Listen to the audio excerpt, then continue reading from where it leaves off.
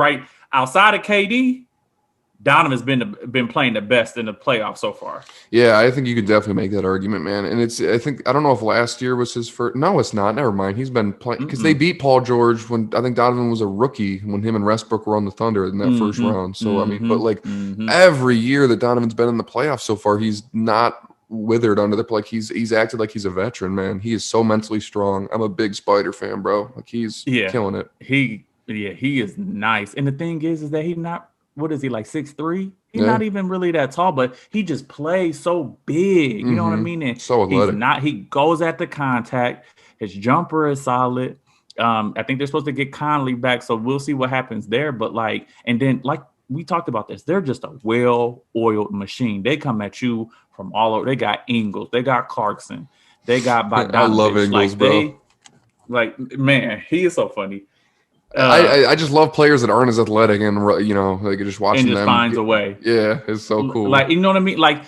There's a reason why I call him so funny because they talk about he talks shit. He's he's talk shit, right? And the thing is, like you said, he's less athletic, but he is literally putting the clamps on Paul George. Yeah, you're right. It's crazy, bro. He got that ugly ass but beautifully wet it's so ugly. Yeah, but it's so ugly, but it's so wet, bro. He hits it. He does. So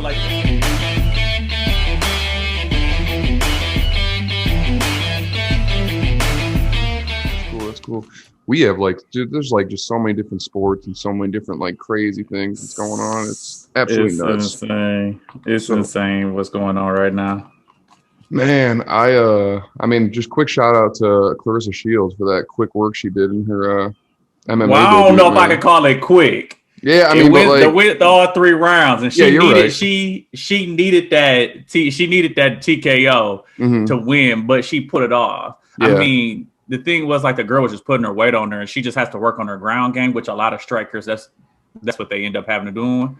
You know what I mean? We talked about it with my cousin Sean. You just have to develop that game or whatever. So once she's developed that, but she was completely outmatched when she was on her feet. Her opponent, her strikes are so fast and they're so powerful. So once she gets that ground game, she's gonna be. I think it's good for her actually, kind of like you just said that was her first fight, and I hope they continue to match her with people that make her work like that on the ground so that she can develop that. Because if she's just stepping through people and knocking them out or whatever on her feet, that's not going to teach her very much. It's not going to give her much experience as a mixed martial artist. So that's crazy. Oh, I saw your comment, by the way. That's her self-proclaimed name. I didn't just throw that on her. She calls herself the GWOAT. So does she now? Mm-hmm. Okay, I got you. Yeah, I'd never just throw that label on someone. That would be kind of no. But that's her Instagram tag. That's what she always calls herself. Is it? That's what's up then. Okay. Yeah. Okay. Well, my bad. The GWOAT. I actually like that. It's pretty funny. But we got more UFC 2 coming up, man. I think Stylebender fights again tonight. That's gonna be we can talk about it. Let's talk about it. I don't know, man. It'll be interesting because I thought okay, he's moving back down. He'll be all right. He'll make light work. I mean, I was looking at Vittori, and this dude's won his last 5 fights, and all of them were by either stoppage or unanimous decision. So he's been pretty dominant in his recent matches, and he's a really good on the ground fighter that submits a lot of people. So kind of the opposite of what Stylebender does. So that'll actually be a pretty big matchup. Yeah, but he beat him already. Yeah, he did. You're right. You know what I mean? So I think he understands what he needs to do in order to beat Vittori, but I'm not sure. I'm just because the undercard, I mean, the whole entire card, I feel like it's just packed. You got popping. Diaz is back. Leon Edwards is nice. He's pretty nice. And then you got Moreno. Is it Figueroa? Is that how you say it? Yep. Figueroa, that whole matchup is gonna be those top 3 cards on that it's gonna be hella fight. It's gonna be some hella fights. It really is. It's and that's the type of stuff you love to see, whether it's boxing or any combat sport, when the whole card is nice and you can make a whole evening out of it, and you're not waiting for midnight for the main card to come on. That's always good. You can you just sitting there bullshitting until the main thing comes on. Exactly, bro. That's It's like you said, it's a pretty packed card, and I think like you just said, he's beat Vettori, but there's something to be said for being beat and learning from it, and then he's thrived since that. So I assume he'll come in a better fighter, but maybe Stylebender just has his number. What do you think if you had to make a prediction? So prediction for me, I'm gonna go. It'll be a stoppage in the third. Ooh, okay. Stylebender, I'm assuming. Yeah. Okay. That'd be pretty. If he can do that coming off a loss, that's going to be huge, because I think after what just happened, even though I give him a pass because he had to go up and wait, like you should probably come back out with a statement win now, because you were considered like a pound for pound, and then after that loss, people are kind of weary on you now. Like, come back now and like you know with a bang, and like people will be like, okay, so that's what I think is just that motivation there. I think people are second guessing him, and he like let me let you know who I am in this weight class. Yeah, exactly. I think he'll win too. I think it'll be tough though. I'm gonna say it's gonna go to the cards, but we will see, man. It'll be an interesting one. Shit, and I didn't even realize we haven't talked about Floyd and Logan yet. There's been a lot in combat sports that's been going on, bro. That was a little clown show. Did you see the highlights? I think I sent you a clip of him of Logan like in that first round throwing punches at Floyd, and he just looks ridiculous. It looks like he doesn't know how to fight, never threw a punch in his life.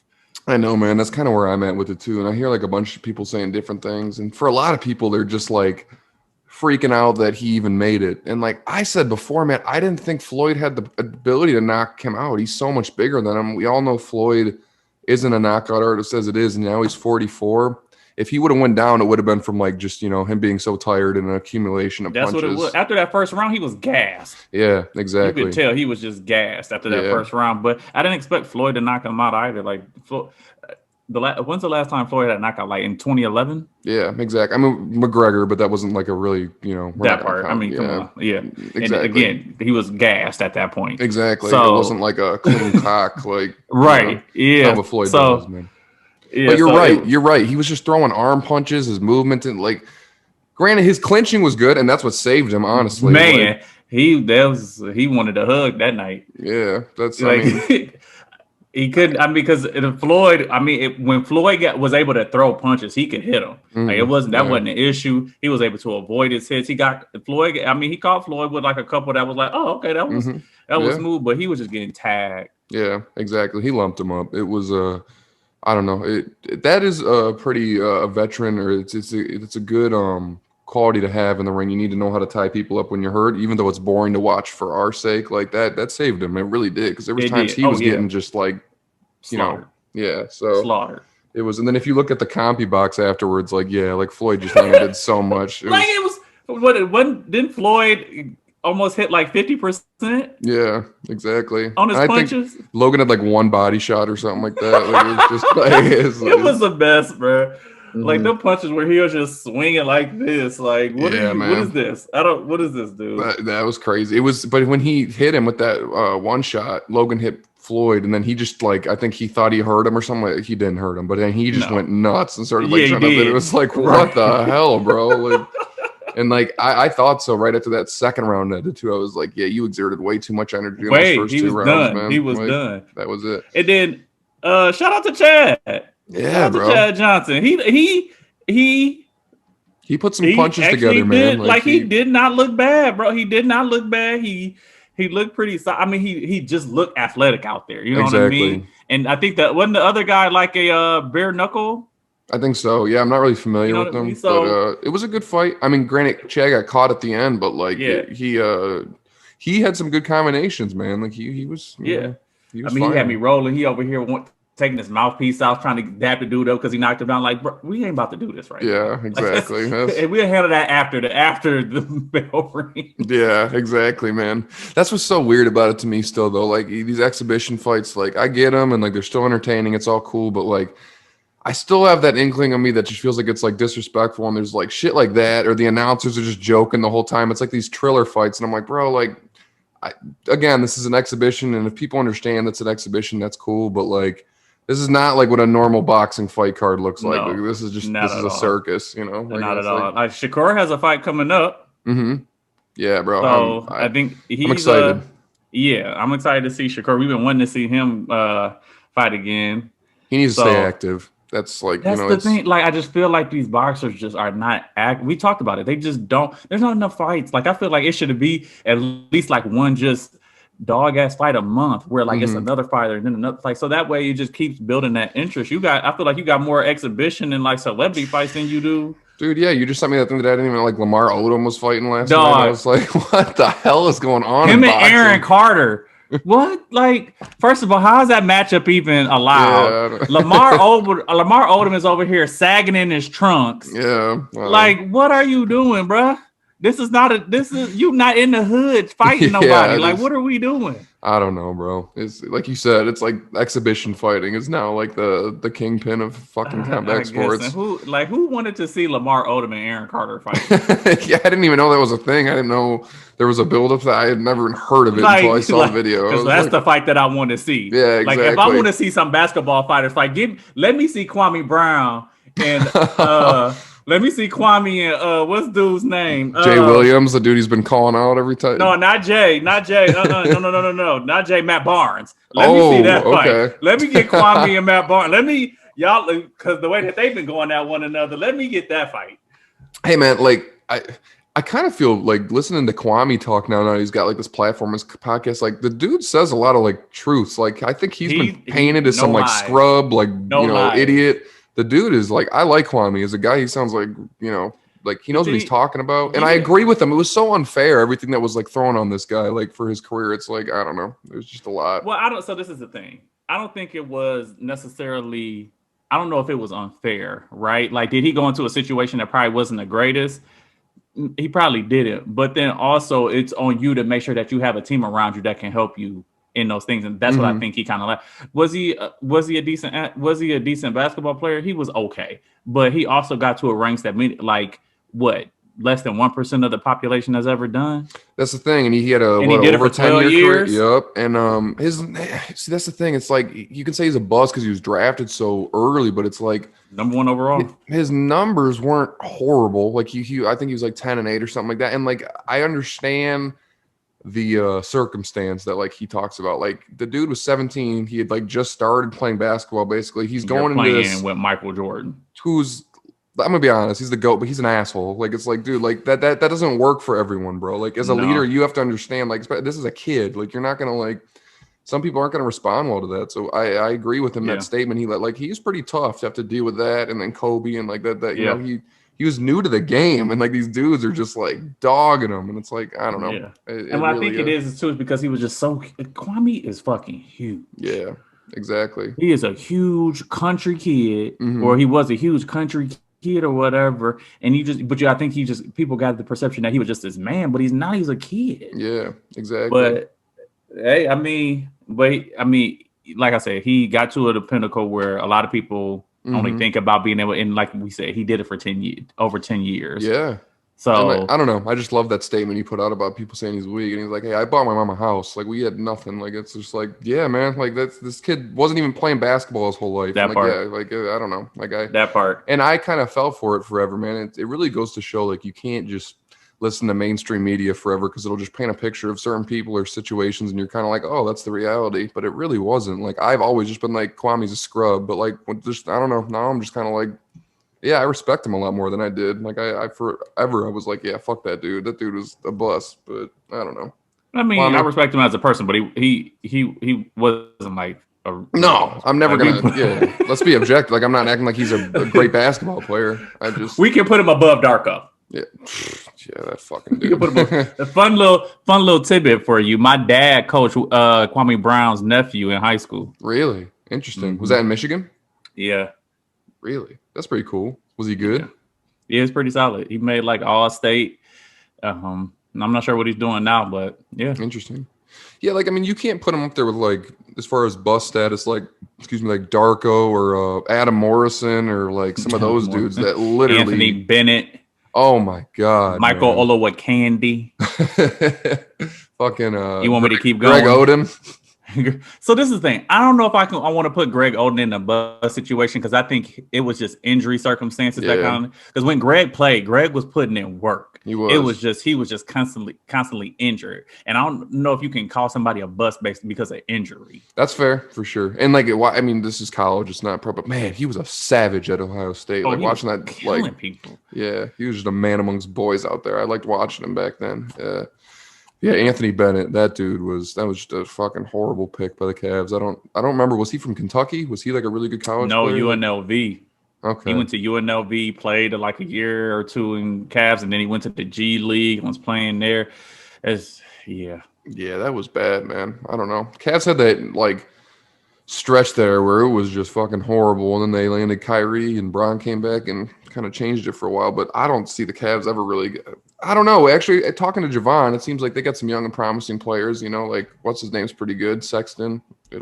Sexton and Garland, they have to start figuring some things out. Like they got to let Kevin Love. They got to find a way to let Kevin Love go. Like just let him go out to greater pressures or whatever. But I don't know, bro. There's a lot of truth to the fact that like some of these markets, it's like what superstar is going to be like, yo, I'm going to fucking Cleveland. I don't know, like especially if there's no other stars there. You know what I mean? Like it's kind of different when like you could see a star maybe like Utah is not a big market, but look how good they're playing right now. So maybe a free agent star would be like, hey, I could go there and this could be a championship contender. Like if you're a low market and you have no like promise for the foreseeable future, like how the fuck are you landing any big free agents? Like it's not going to happen. You got to build through the draft and just kind of take it from there. Because I mean, you even think about like Golden State really isn't like the greatest market. It's in California, but it wasn't a really big market, right? But then all of a sudden they started building, got Curry.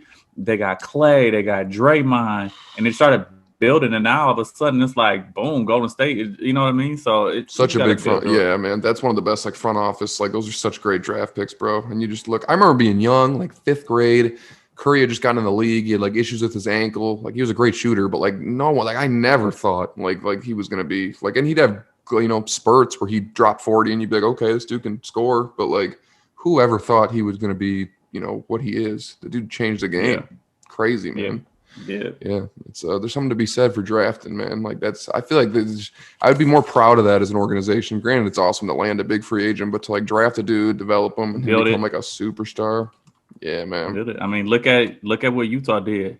Yeah. With Donovan. Donovan is coming into his own, dog. He is, bro. And he was, not a low draft pick, but I think he was in like the 13 to 15 area. He was 14th. The Pistons passed him up to get Luke Kennard. Christ. Luke Kennard. He actually played pretty well recently. I've been he's been like when he plays, he actually does well, but he's not Donovan Mitchell. No, definitely not. I mean, that's just like he's such a dependent player on other people. It's just, it's not like he's taking the ball up, making shit happen, but he can hit some shots.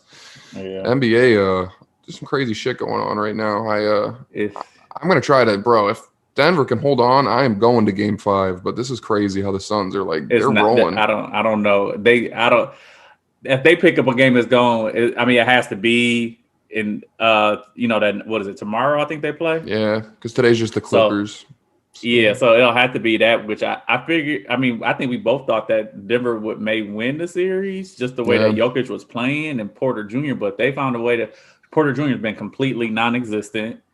And I mean, granted, Jokic is going off, but it's one of those things. Yeah, I'm not gonna blame him. Like it's just clear, it's got to be the whole. Yeah, like if he's putting up his numbers, it kind of reminds me of like Baby Bron when he was winning his first 2 MVPs. Like it's like he's balling. Like it's not really like I can look at him, and we all know he's getting people involved. That's how Jokic is. It's just if other people aren't hitting their shots and playing good. It's a team game, bro. Yeah, just game. Like just not getting enough there, and you kind of just be like, damn, he missing Murray, right? That's a bucket, and they gotten Will Barton back, and he's helped out enough. But like you're expecting Michael Porter Jr. to give you the 23 to 25 a game that he's been doing, at least in that first series, and he's just not doing that. Like Cam Johnson and like that whole Mikal Bridges and everything, they found a way to like just make him non-existent. Yep, exactly, bro. And like, come on, like again, like Devin Booker, bro. The dude is just like he's making Kobe shots where he's like pump faking, people are jumping, he's like in the air wiggling around him and hitting these fucking pump fake, spin move, pivot. What, dude? He is just. And then Chris Paul looks like he's healthy right now. Like, it looks like he don't have an issue with his shoulder. He only had the last 3 games he's had like 40 assists and only maybe 3 turnovers. Yeah, it's crazy. And he's just I love his game because he knows if he needs to, he can go into the in and out, hit a drop step. That and like mid-range. Yeah, exactly. But like he knows that he's more suited just making sure everyone else is firing on all cylinders, and he'll get his, 10 to 20 once in a while. But like he's just trying to get everyone else involved. And like they just look like a well-oiled machine right now playing. Yeah, between them and the Jazz, it's just it's fluid. They just look smooth. And I think one of the more underrated parts of the Suns is Jay Crowder and what he's brought to that team. Just the toughness. Yep. And his ability to kind of stretch the floor with the threes and everything, like he has been such a big help for them. Definitely, bro. If I was drafting a team, like he would definitely be like a player that I'd want, like on the lower, just like a more underrated. No one's talking. Like he's been a journeyman. He's kind of gone team to team the last like 4 or 5 years, but like every team he goes to, he brings, like you said, like toughness, great like perimeter defense, and then he hits the shots that like when he's open. So he's a great player, man. I'm a big Jay Crowder fan. Who was he on last year? He was on the Heat when they went to the finals. On the Heat when he brings a lot. Yeah, those are my favorite type of players, man. You play great perimeter D, like as far as a perimeter player, great perimeter D, and you hit open shots. That's like what you're gonna have a long, successful career. Like that's even if you're not a superstar. Those Bruce Bowen type of players. Dude, Bruce Bowen, man, I haven't heard that name in a long ass time. He literally was like that definite. He really kind of defined that role of like that 3-and-D type of player. For sure. You're right, man. Those Spurs teams back in the day, bro, they were just something else. He was almost like the catalyst of like their perimeter D, like that. Those were fun games to watch. It's kind of sad when I watch the Spurs now. I'm like, I remember when you guys were like, granted, I didn't like you when you were winning, but like it was like you were elite of the elite. They just played such good basketball, and now it's kind of sad to be like, oh man, poor Pop. So I have a trivia question for you. Mm-hmm. Of the teams that's left, which teams have won the NBA championship? 0. Wait, like as far as like historically, like the franchise, or I mean, those cities have won championships. Okay. Let's see. Phoenix has not. Clippers have not. Utah has not. Brooklyn hasn't. Bro, I don't know. Is there one? Who is it? What? Milwaukee has won. They won with Kareem. Yeah, back in the day. Was that when the Oscar Sixers Robertson have won? The Sixers have won with Julius. You're right. That's freaking crazy. Those are so old. So like none. They are old, but they're just like. But when you mention them, you're like, damn, because they're iconic players that's been in the game, but you just don't think about it, right? You're right. Yeah. But you think about that's crazy though. That is because I never think about Kareem's first one because that was when Oscar was there too, right? That was like them before he was. That was Lou Alcindor actually. That wasn't even Kareem, like right? Yeah, when Kareem was Lou Alcindor. Yeah, yeah. That's old ass shit right there, bro. Wow. Yeah. And then like.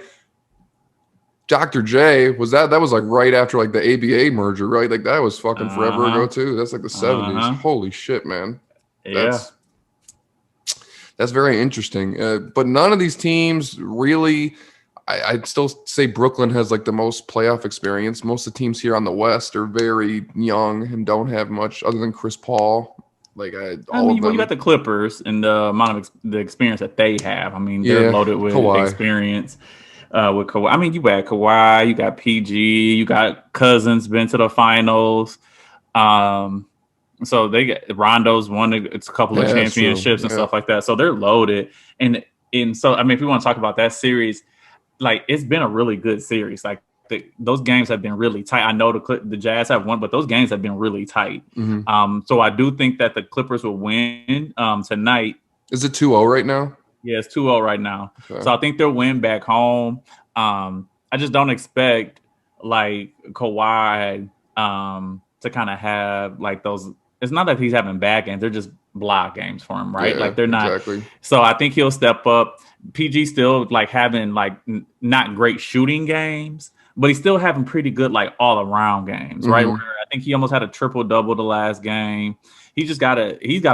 My thing is, and I talked about this last time, he gets way too codependent on his jumper. He's got to attack the rim. Like, he's so athletic and that big. Part. Like when you go at the rim, and I know like Gobert is like he's defensive player of the year for a reason, right? But you have to go at him and find a way. You don't find Gobert taking charges often. So you find a way. If he block your shot, he block your shot, right? But at least you're putting that, at least you're kind of putting the onus on the referee. Like if I'm making contact with him, y'all have to either make a call or something, but he got to stop depending on that jumper, bro. Have they been playing Big Zoo at center during the series? He started the last game. I don't like that. I feel like he should be very limited in this series because I don't know what he's going to be able to do with Gobert. Like it's like if I'm them, I'm almost thinking like play small and try to like stretch the floor because what I think it is because they actually don't look bad when he's out there because he can body. I mean, he caught him. Big boy. He caught a dunk on him.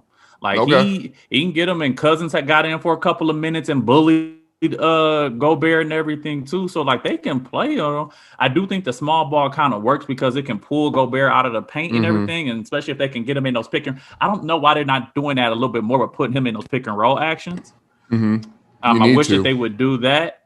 You know what I mean? You got to find a way to go at him. But the biggest thing is that PG got to stop letting Donovan go to work on him. Like Donovan over here making PG look like he a second-rate player. Exactly. Like Donovan's really got all the playoff experience and PG's like, Like Donovan is out here right outside of KD.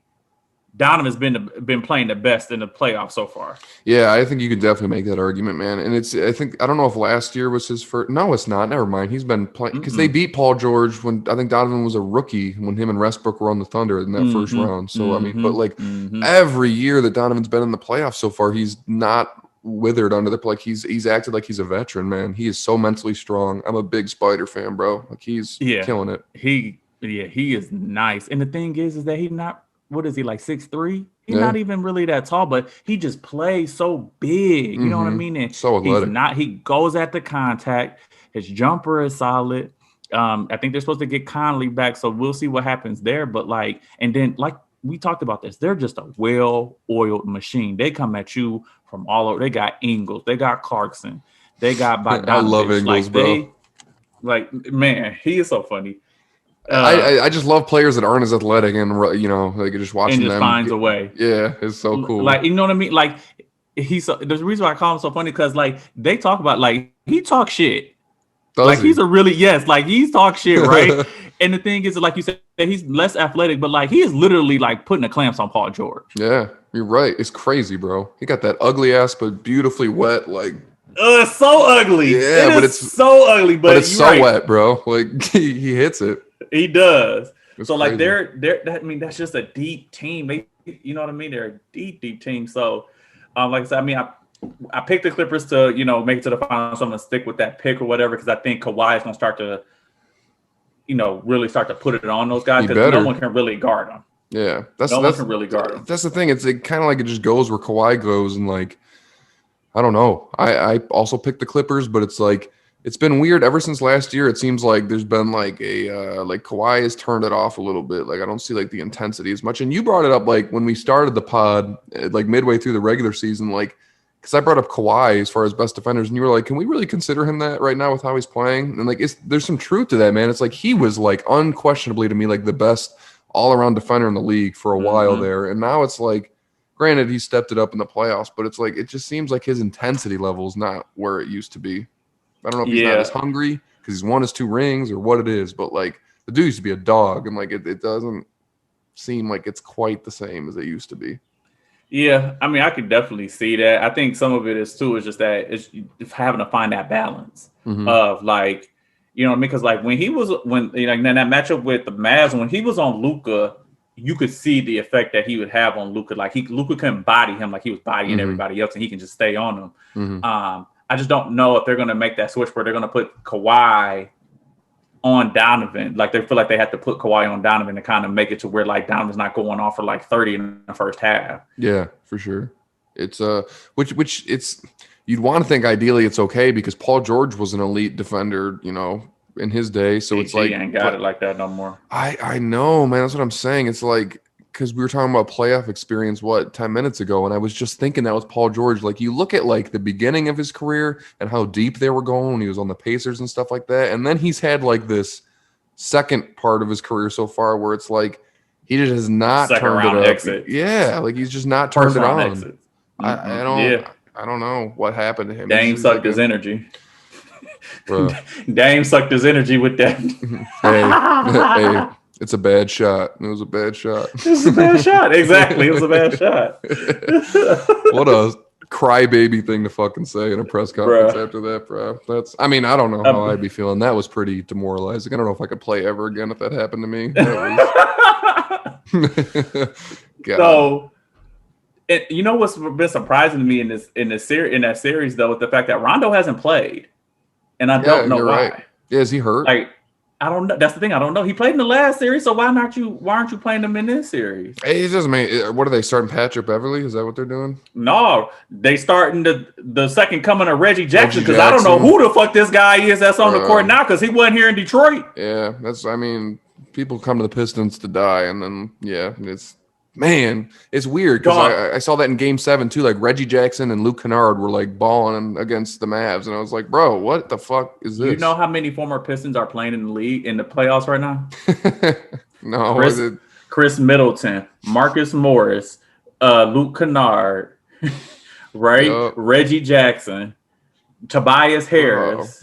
Tobias Harris. Chris Middleton. Yeah, it's so weird, like forgetting that Chris Middleton was on the fucking Pistons. Like we got to talk about that series, bro. That's very interesting right now because it almost looks like, to me, there's no stopping the Nets at this point. Because even that last game, are we expecting Chris Middleton to have 27 and 12 boards every game? Like that's what that took. You think about it. The Nets had a 3-point lead, and then the Bucks kind of closed it out with that 6-0 run at the end. But like, you're gonna expect that the Nets are gonna have 83 points again in the game. No, you're not, bro. It's just. Granted, the Bucks aren't either, but like they still this whole entire series they have yet to shoot the ball well. Yeah, exactly. One thing we know that's not going to happen is that the Nets are not going to continue to do that. And I don't know what PJ Tucker was doing, but he pissed KD off because he went off in that second half. Yeah, he did. Would he drop like 27 in the second half? And I think he was like 8 or 12. Like he went off. He did. He definitely did. I love that though. PJ, keep doing that shit, man. Just like no, don't do that. He go catch that work. Hey, I'm at a point where I just get so mad at KD. Like I wouldn't even care if I'm gonna lose a series. I'm like, I'm just gonna fucking start talking shit to you, bro. Like the thing was, they were teammates in Texas, and you over here talking shit. Like if you like y'all are friends. Stop it. Hey, it's a series, bro. What fucking? Magic Johnson and Isaiah were best friends and fucking started hating each other after they started playing. So it's I don't know, bro. It's I just think it's over, man. And again, I said it before. I thought even without Harden, they were going to make the finals. Like, this team is so fucking good, bro. Like, it's just so the thing, okay. So the question is what does Milwaukee do? Who do they need to bring in? What's that piece that they need to bring in bro, to kind of make that work? But we've been saying that for like 3 seasons. So I almost want to like spit a question back to you and say, like, at what point do you go like this formula is not going to win us a championship? Because like, and I'm not saying Giannis can't. I'm just saying like maybe you need to split Chris Middleton and go get something else that it's a that's better what I'm pairing. Asking. Like that's what I'm asking. I feel like their core between those two is not working out, and I think maybe he needs something else that's going to complement his game better. I think some of the role players are good for him. Like Brook Lopez is a good, he can shoot the three. He like that. That's probably why I think he kind of fits everywhere. Drew Holiday, I don't see a problem with that. It's just like Drew. It's kind of like the Dame and CJ thing. It's just like the star pairing. I feel like needs to be shaken up to see if they could be something more. I don't know. I really like Chris Middleton. Same thing with CJ. What about that? What about that swap? CJ for Chris. Well, CJ likes the ball in his hand more. And because he'll have it at the close of the games, he'll have it in his hand because not like you can really. Granted, you can get the ball to Giannis, but CJ can go and do his work. Yeah, for sure. And then you have that defender in Drew. Yep, definitely. And then you bring over a taller guard that you can put in the backcourt and match up with Dame. He can still get points. Yeah, that wouldn't be bad. Because it's They're both very good players. I'd say they're both like second tier players in the league, like right behind superstar. Like they're very good players. Who knows? That could work. I just think both of them need to be thinking like that. Like not even. It's just clearly that at this point you've tried it and it's not working. And at some point you got to say, what else can we do? Like it has nothing to do with this. Not saying like we can't stand CJ. He's a scrub, or vice versa with Chris Miller. Like obviously they're great players. Too little, and they don't play any defense. Yeah, definitely. I agree with you. It's for sure. And I don't know, man. And then Giannis, like, granted, he's starting to shoot the three better, but it's like it's so like he needs it to be open. He doesn't have like as much as people want to give shit like the comparisons to LeBron, like. LeBron could still like go into a move and take a shot off a dribble, do a step back, something like that. It's like Giannis needs to like stop on the dribble, plant both his feet, and then go up into that shooting motion. You know what I mean? Like it's like he's got to figure that out. It's the same thing I say with Zion. It's like you don't have like a fluid like from your dribble into a shot motion, and like that's so crucial because like people are gonna know you're either driving the ball, putting it on the floor, or you're gonna shoot it. So it's right. Well, especially with Zion, because he all he has is to go left. Yeah. Right. Yeah. So Zion definitely has to get there. But you look at Giannis this series, I think he's 3 for 16 for three. Yeah. What's that percentage? Not 18%. Good. I mean, he hit the one he hit out of those three was huge in that game 3 that I think it was like the last 10 minutes. That was needed. It was needed. Fuck, like but he just can't match up. No, he can't match up with KD, bro. Like KD just offensively just brings way too much, and KD's I think people are still sleeping. You mentioned this about KD's defense has just been crazy good. Yeah, who can match up with KD though, bro? Like if anyone, to be honest, as far as like is someone on defense playing him, because it has nothing to do with Giannis's offense. He is so athletic and tall and like if there's anyone you'd think you could put on KD to slow him down, it'd be Giannis Antetokounmpo, and like no one can do it, bro. It's just like KD's his own worst. Like the only person stopping KD is Kevin Durant. Like it's just you got that. So what about this Hawks and the Sixers? You think that series is done for? You think it's a wrap? Yeah, I didn't really.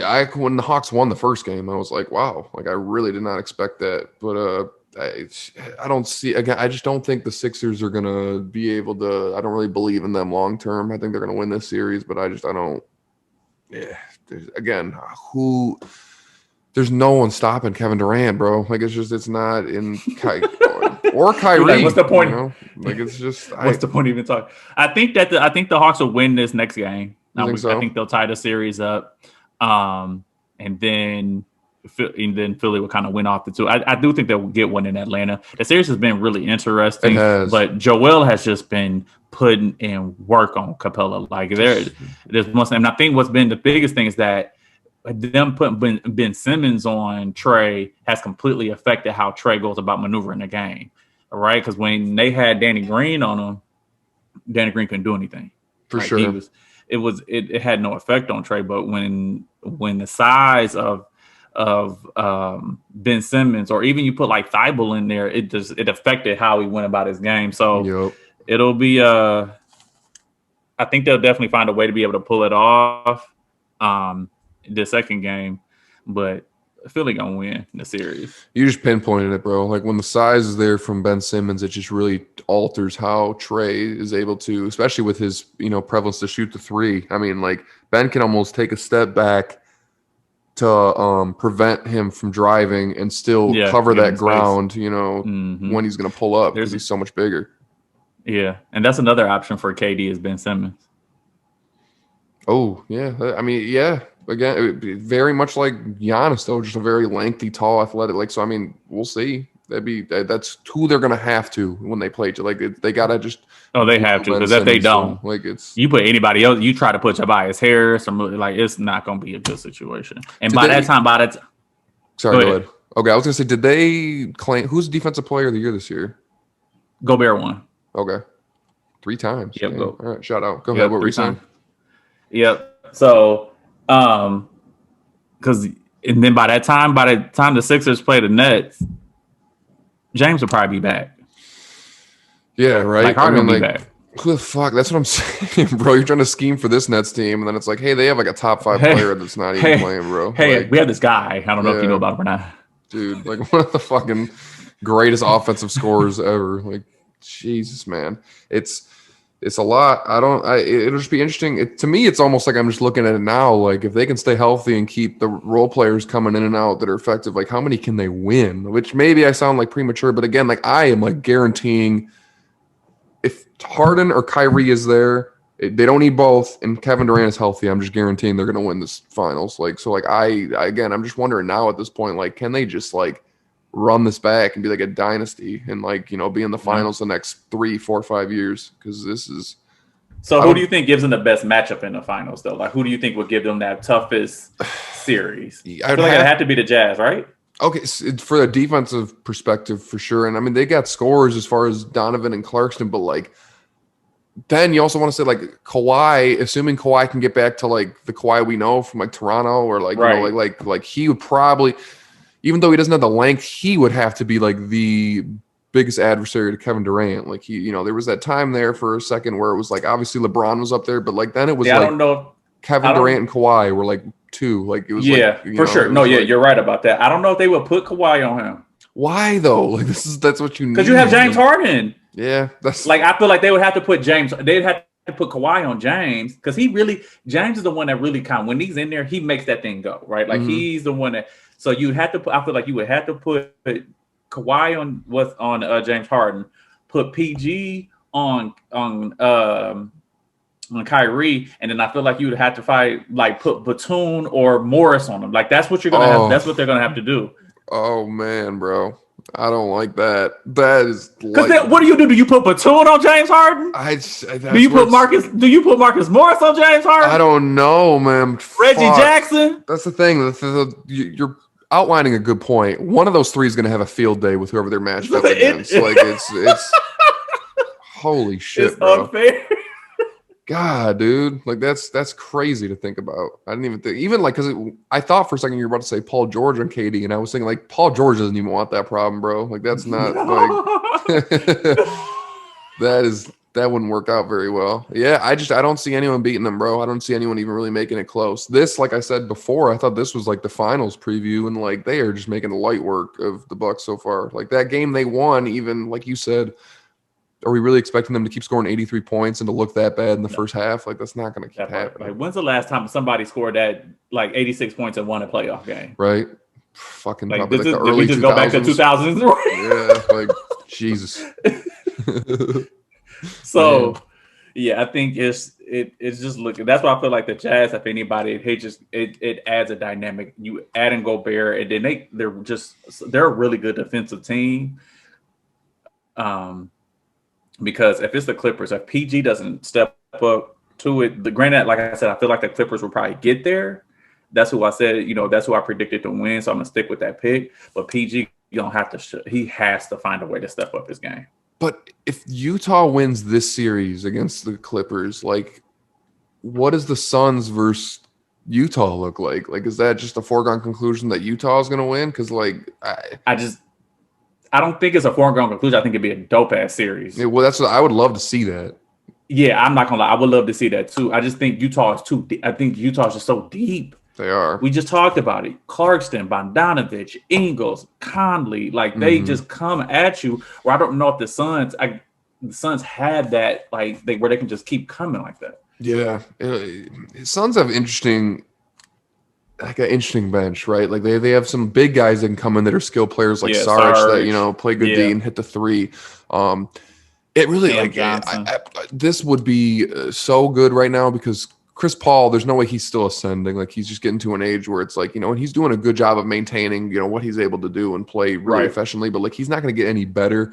If we could see like what Ayton would be like 3 to 5 years from now, like if that was like if he had a couple more years to develop, like this team would be scary. But like I don't know. And the same with Book. I love Book, but again, I just don't know if like the lack of playoff experience is this is his first playoffs, right? So it's just I see like if they could make it out of the West, like that's a possibility, but like I don't see them matching up with Brooklyn at all. Like that would just not work. I mean, I will say this: it would in that matchup with the Suns and the Jazz. Like, I think what could give the Suns the advantage is the fact that they have Chris Paul, right? For like sure.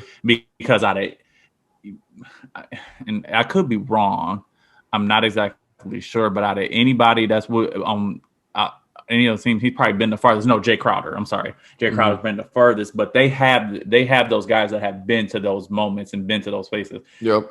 The Jazz doesn't have that. No.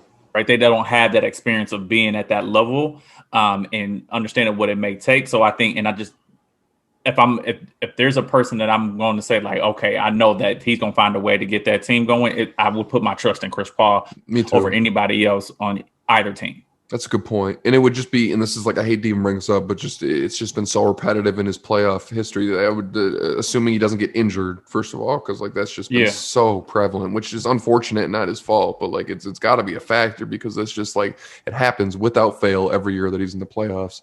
Yeah, and I also he had a shoulder thing. Yeah, exactly. Right. And then it's like, I also think, and we've seen games where he's been able to do it in the regular season and even in the playoffs, but like, if they make it to the Western Conference Finals, he's going to have to be putting up like 20 points a game if they want a chance to win. Like he's going to have to like give Book that second scoring option of like, hey, you can't just like let me, like, because I think right now in this series, if I'm Denver, like I'm cool with Chris Paul having like 15 points, like that's fine. Like it's just like I'm going to really focus on everyone else because he's dishing the ball really well, but like he's not punishing everyone with the scoring. And I don't know if he's able to anymore, but like if they make it to the Western Conference Finals, he's going to have to really be putting up, like I said, probably like 20 points a game to give him a chance to win. So. Yeah. I think it's the biggest thing with Denver is that like, when it comes to Chris is his assist. It's not necessarily his scoring, because I think he's going to save the scoring from when it's necessary, right? When he needs to stop runs or momentum changes and stuff like that. I think that's when Chris really tries to look to score. But if he can get those people involved, get it to where Book is getting easy points, get it to where Ayton is getting easy points, get it to where Jay Crowder and Bridges and everything, they're getting easy points. You let Chris get to 12 to 15 assists, more than likely they're going to win that game. Yeah, that's for sure, man. What did he have, like 15 assists and like zero turnovers in their last game? Whatever, like you let Chris have that type of game, that means he's not going up against any type of like – he's in his bag. Like he's just he's moving, and you can't let Chris cook like that. No, for sure. He's so fun to watch, bro. People need to really like start appreciating that more because like the Clippers when he was there and it was Lob City and then they kind of flamed out and I think people kind of forgot about him. Like he has just still consistently been such a good fucking basketball player, bro. Like and like he's so little and to play that elite for that long, even though his scoring isn't like the 25 points a game it used to be, like the dude is just an elite point guard. One of the best pure point guards I think ever. Yeah. No one talks about it. I don't know. It's so if we to say all that, Nets in 5. I don't think okay, if they match up against the Suns it's a sweep, if you ask me. Like that's just like that's not gonna work. But yeah. But I'd like to see Chris get to a finals at least. That'd be cool. I would. He deserves it, man. I still always think back, like that's so heartbreaking. Like when he was that season with him and James, like he was giving Steph Curry like the business, bro. Like he was hitting threes on him. He was doing like chef shimmy and like Steph's face. Like he was just, if his hammy didn't fucking tighten up and he didn't have to play that game like that. Oh, that's just heartbreaking. Was Kevin Durant there when that happened too? I don't think. No way. I don't think so. I thought it was the year really. No, KD was there. You're right. It was the year after the Cleveland championship. Yeah. Wow, that was KD's first year. KD was there. That's crazy. I don't think that Houston would have won that series. I don't know, man. Even if Chris Paul didn't get it, I don't think he would have won that series. Kevin Durant wouldn't allow that. Yeah, I don't know, man. It was. I don't know. I'm trying to think because there was one year, maybe it wasn't the championship. I don't know, but like there was one year where Chris Paul. Maybe it was that year then, but like it was that year. That was that year. Yeah, because he was just giving them business, bro. Like he was playing so good. I think he made Chris Paul or Steph fall at one point too, and then he like drove baseline on him and like laid it up. Like he was just like all over Steph. That year. He was in his bag. He was definitely in his bag. But man, that's fucking crazy. Now James is probably gonna get his first one. That's wild. Yeah, it's they're just too stacked. They're too stacked, bro. They're too stacked. Well, Kyrie, like I think Kyrie's going to be in a very interesting situation because he's going to have won one of the most toughest championships of all time, and then clearly the easiest championship of all time. So good for you, Kyrie. Easiest championship of all time, bro. It's not even fair. Like I don't know, because I think that when the Warriors had KD, some of the championships was kind of easy. Yeah. And they were all against LeBron, which is fucking crazy. Like, but it didn't matter. Yeah. Especially when you got fucking J.R. Smith forgetting who's winning and who's losing. And like, that shit was crazy. Were you watching that? Do you remember watching that? Like, that was like. I'm sitting here.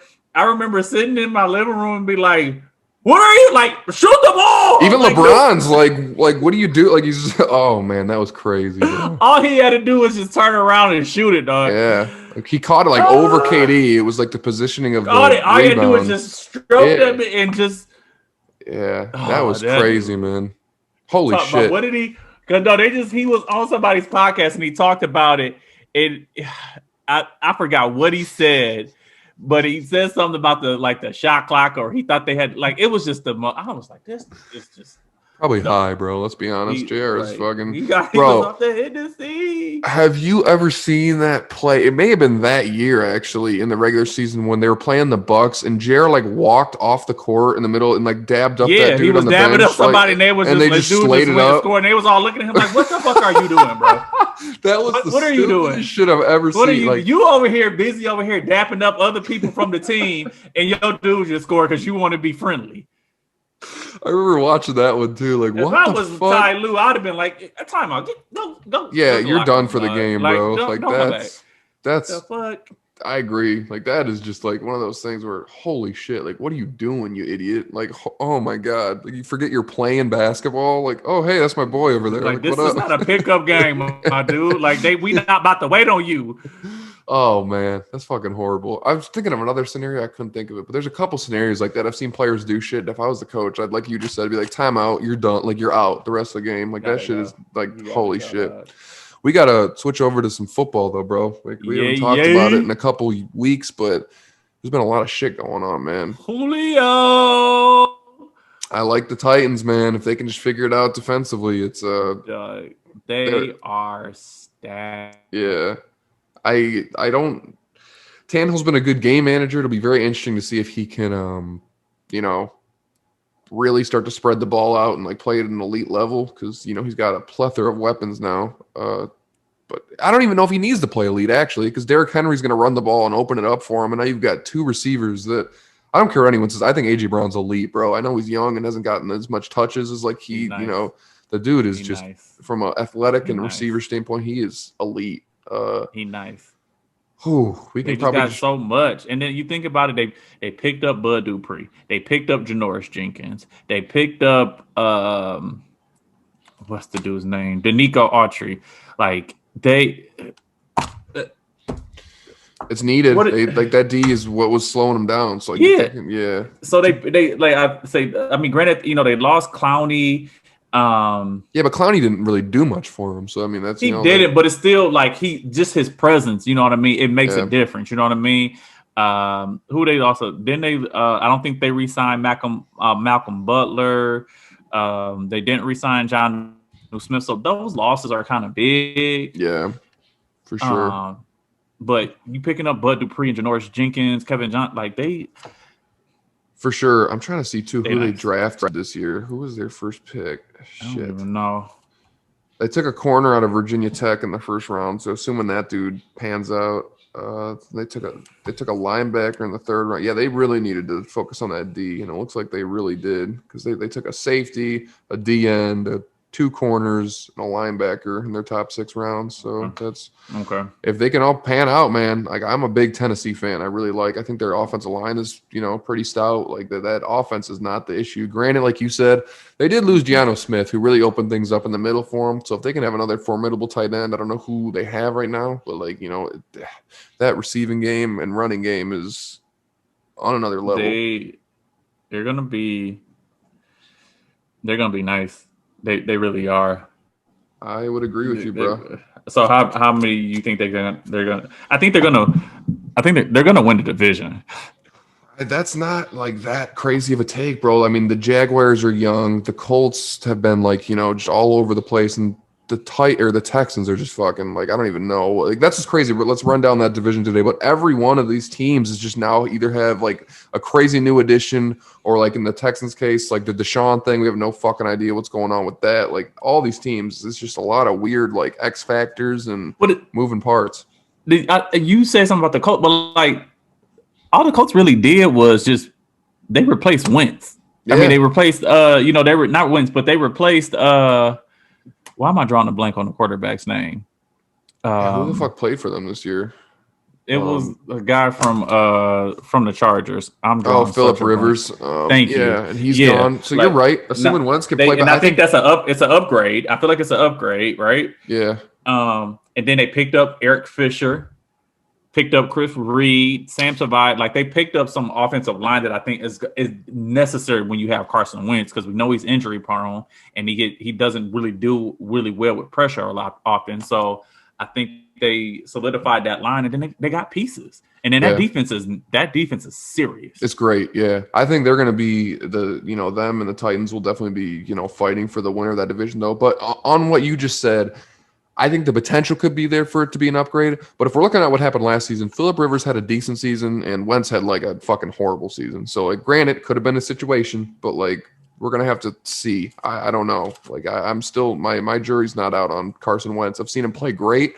I thought the year they won the Super Bowl, he was on his way to an MVP season. Like, the dude was just balling. Right. And then like, since then, whether it's the team or just his injury and like he's like, his mental, I don't know what it is. Like, he has not played good. So we're going to have to see if he can make a resurgence. But we know the talent's there. So I don't know. Yeah. I think I'm just banking on the fact that now that he is, back with the coach that he likes, he's in a better situation. A line should be better. And then he has pieces. Like, what did he have in Philly? Nothing. Fucking nothing. Even all the receivers they had were injured. I mean, like, yeah, they didn't. Right. Yeah. So, you got Jonathan Taylor as a running back. You got Paris Campbell. You got T.Y. Hilton.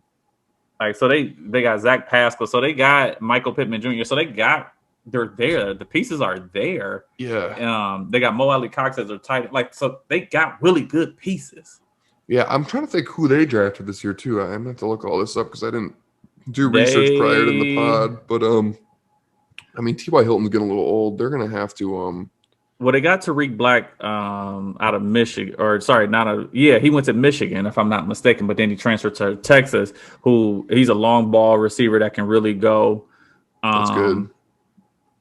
Kwity Paye, is that who from Michigan? Oh yeah, Kwity Paye from Michigan. Yeah, the DN. Yeah, his story is crazy, bro. Yeah, he had a wild fucking like ride to where he is now. Yeah, so shout out to him just making it out of there. For sure, bro. But it'll be interesting. Like you said, I think Taylor's a great fucking running back, like that they can, rely on. They got a decent offensive line. It's really I think their X factor is most definitely Carson Wentz. Like we were saying, the D is set in stone over there, basically. I think Kwity Paye will just add to that. Yeah, I mean, you got DeForest Buckner. Their pass rush is going to be crazy if Paye can come in and make an immediate impact. I mean, Buckner's a great fucking player. They're going to be nice. They're going to be real nice. Do you give them 10 wins? Like, where do you have them then? I gave them 12. 12. Okay. I mean, wow. What did they go last year? I mean, what did they have last year? They had 11. I think 11. Yeah. So I don't think that's that far. Like, no, it's just. I think crazy. It's I am just I'm just so leery of Carson Wentz. It's not like I think he's going to do bad. I just have no idea what to expect from him, to be honest with you. Like, I can see both sides. You did a good job of outlining the fact that, like, yeah, he, there's a lot of positives of him coming over here, and hopefully it refreshes his mental. His weapons are better. The Eagles were horrible. So it's like, but I can't unsee what I saw from him last year. Is like, I guess what I'm saying. Like, and he just looked like a deer in headlights. I mean, he looked like a shell of himself. Like, you know what I mean? Right. But I just don't see that happening again. Yeah. Like, now that you have a really solid thing in place, that offensive line is going to be nice. Yeah. Yeah. You know what I mean? So definitely. So exactly. Yeah. There's no. And I don't feel like he has to press. That's the thing. Like, I feel like in Philly, he felt like he had a press. I don't feel like he has to press because that defense is going to be there. Yeah, for sure. Like, and his run game is going to help. Yeah, exactly. So I don't feel like, I think that's going to relax him some. So let's hope. But I still think the Texans or the Titans will win that division. I think I'm gonna get a Titans around like 12 to 13. I'm gonna say 13. And it really is just on that D. I think that's the X factor. But like we were saying, like you're bringing in some veteran pieces, and like wow, yeah. You lost Butler, but like he also the last couple seasons has not been like what he used to be. You picked up Janoris Jenkins. Yeah, right. Right, so that's an upgrade there. So, yeah, that'd be interesting, bro. I'm a huge Titans fan. Maybe I'll switch. Maybe I'll root for them this year. I'm not fucking feeling this Taysom Hill versus Jameis Hilton. Just buy into Jameis. Buy the Jameis stock. What's almost more scary about it is like they're saying that it's still like a battle right now in the offseason. Like they're like supportive of each other. It's and like they don't know who it's gonna be yet. And I'm like, you don't fucking know who it is. Lord. So that's a problem. Yeah. Jameis should be winning this, and it should not even be close. Yeah. So that's what I'm saying. Well, so who knows? Yeah, I'm a Tennessee fan this year, bro. But buy that Jameis stock, buy into it, and then you can buy you some crab legs with it. Fuck, man. Yeah, seriously. I don't need to buy him. He's got the, he just goes in and takes him, bro. He got the stock. He just takes him. He got the stock. All right, so we got to talk about this whole the Jags team and the circus that is going on there, right? Like, I mean, it's from the worst team in the league to, obviously now they got, one of the highest prospected quarterbacks probably since Peyton Manning, right? Like I know, right? They picked your guy up. He's a great player, bro. They picked your guy up. Granted, I'm really high on what's his name, Trey Lance. I think like that dude in the long run might, but this dude, there's no way I can really see Trevor playing bad. He's, he's very composed. Talking about Tim Tebow. My bad. Oh yeah, that's true. He's their X factor over there at tight end, bro. Fuck. Maybe they can throw him at quarterback if fucking Trevor Lawrence doesn't pan out. I will say this. I saw a picture of him at Tim Tebow looks fucking huge. Did you see the pictures of him? When has Tim Tebow not ever been huge, bro? He's a big motherfucker, bro. But no, that's like Tim Tebow at 50 gonna look huge. Like it's just that's who he is, right? He's just an athletic dude. Yeah. But it's so irritating. I agree with Shannon Sharp's premise that like you don't deserve this opportunity, bro. It's like the thing that like pisses me off about it. And I feel bad for players that do and have worked for it that like aren't getting it because of him. But I guess it all depends on if he performs, because if he performs, then I was wrong. And it's like, I don't know. I do see him. He's going to get these stupid little trick play things at the 1 yard line. I'm sure he's going to score some touchdowns, and Skip Bayless is going to be like, look, I told you. I don't see him making much of an effect. I really don't. I'm sorry. I can't. I don't believe in it. He shouldn't be there. I agree with that. I do not believe he's gonna make the team. Really? That would be awesome. I would love to see that. He shouldn't. Why would he? Why? That would be hilarious. Like you're gonna tell me that he's gonna make that team. Like, granted, I mean, I don't know if they have like tight ends that are like really all that well known, but he shouldn't be. He should not be making the team over any of those guys, bro. No, I agree with you. I will say this: the Jags, they made some really nice moves. They really did. I mean, you picked up Lawrence, they picked up Etienne, who I think is a really good running back, even though they already have Robinson. Yeah, they got Robinson, and they picked up Carlos Hyde too. So like those guys are there. They got some decent receivers because they picked up Marvin Jones. Mm-hmm. They got Laviska Shenault, who I think is really nice. Speedy. Yeah, like fast guy. They got Dorsett, so like they got some solid pieces there. Definitely, but it's just like from what they were, and it's like how much can they really change in 1 year? Like I don't see them getting like. I think like if they had like 7 wins, that would be a fucking huge season for them after what they just did. I put 5. I said 5. Yeah, I said 5.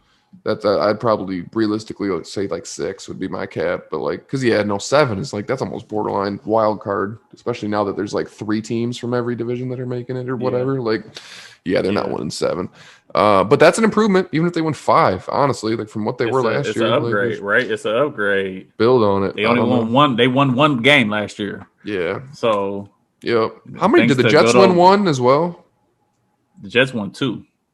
Oh, so they fucked themselves out of that pick. Yeah, that'll be interesting. We've already covered them, but yeah, it's going to be all those quarterbacks, man. I'm really excited to see all of them this year and see how that works. It's just an interesting season, more so than I can remember any of the previous seasons being. Man, there's so many moving parts and like moving stars. Like just changing of the guard. Like Drew Brees is gone. Really like is. that's crazy. Obviously, Tom is now on another team that just won a Super Bowl. Like it's Aaron Rodgers not going to play for the Packers. Once we get to the NFC, we're really gonna have to, dissect that. But that whole situation is so weird, bro. I don't know what's going on. Like people are very like it's been confirmed that he's, it's factual. He wants out, but like, who knows? Like, do they have to honor that? Like, is he just not is he gonna sit out? Like, what's gonna happen there? This season's gonna be really like by week one, it's just gonna be crazy because there's gonna be so much more things that have happened since before the season starts. He's still listening to Jeopardy. He did good, bro. I saw like the highlights of him. He was solid. That's what I'm saying. He make some money there. Yeah, y'all have fun. I can take the season off. Trust me. Isn't it funny? We just covered the AFC South and just fucking like didn't even say anything about the Texans. We were kind of just like. I was still gonna talk about the Texans. Yeah, I was gonna say let's get into it, but it's just funny. Like that's just, that's an interesting situation too. Dog, like so they did a thing so that way, Deshaun wouldn't have to pay any money. Mm-hmm. So they canceled their mini camp. Okay. Or whatever, so that way he didn't have to go. So that way he didn't have to pay anything. But I mean, it's all gonna be revolving around what Deshaun, and who even knows if he's gonna play this year because he may get put on that commissioner's exempt list. So who knows what's gonna happen with that situation? And the crazy thing is I feel like they made some decent additions. They picked up Shaq Lawson and Christian Kirksey. Even picking up Mark Ingram, I think was a pretty good. They picked up Terrence Mitchell in the backfield, and what was it? Neville. What's the guy's name? I'm drawing a blank. Is he a receiver? Right now. No, he's a defensive guy. I'm drawing a blank right now. I don't know. I do know they lost Will Fuller, so it's gonna be interesting to see. Do they pick up someone else as far as receiver? Because they don't have much weapon wise. From a passing standpoint. I'll look that up too. It's just wild because they played so bad last season, even with Deshaun. This is before everything came to light with what was going on. They played so bad, even though Deshaun played so well last season. And granted, hopefully it seems like they picked up some more players, but I don't know. Yeah, they got Terrence Mitchell, Andre Roberts. Neville, he was who I was talking about from the Jets. So pretty decent players. So they got some, but yeah, they got Kirksey. Lost Watt. Obviously, Watt didn't really do much for him last Watt's season. A huge. They lost Martin, Zach Fulton, Darren Fells. Yep. It's just I don't know. They've made some good pickups. They also lost some people, and then with what's going on with Deshaun, I just feel like it's not going to be much of a difference this season. It might just balance itself out. I don't even see them winning 6 games. It's 5. Me either. I think it's going to be, especially if Deshaun don't play. That's crazy. Long. They may mess around and have the worst record in the league. That's I don't even think that's. Put it down, stamp it down, seal it. I'm calling it now. They're gonna have the worst record in the league. I don't even think that's necessarily that hot of a take, bro. I'm with you there. That's fucking. That's a good call. Yeah, it's. The Jets. Them gonna have better records than it because it's just. Yeah, I don't know what's going on over there, but I agree with you. I think the Titans are the team to beat over there now. Do you think? Yeah. What do you think the relationship will be, or what can Julio bring? Is Julio still a top 5 receiver? I think we talked about this, and I think I did put Julio in my top 5. Yeah. And even if he's not a top 5, he's easily a top 10. Yeah. Right. He doesn't have to produce what he was producing, in his prime days. And I think he can be a great. I was saying before this was even talked about that I thought A.J. Brown was going to be a top 5 receiver in the league. He now has a master that he can work with to show him all the little in and out moves that he all the footwork. It's almost like an apprenticeship. Yeah, that is huge for him. And it'll just take the load off of each other because they basically just got rid of Corey Davis and brought in Julio Jones. Granted, He's not prime Julio Jones, but he's better than Corey Davis. Than Corey. So, yeah. They're going to be tough. Definitely an upgrade. They are. They're going to be – it's just another one of those sleeper picks, right? Where they can make – I don't know if this is necessarily even a sleeper, but it's one of those picks where they can compete and they can push the Chiefs. Mm-hmm. Definitely. That'd be a tough out for sure. And it's like I said Tannehill right when we brought up the Titans, but like after what we just talked about, I don't really know if it's gonna like. There's really no reason for him not to. Granted, he's not going to be Patrick Mahomes like a gunslinger, putting up 5,000 yards, but he doesn't. He's got so many weapons. There's no reason for him. The pressure's not on him really. Like it's just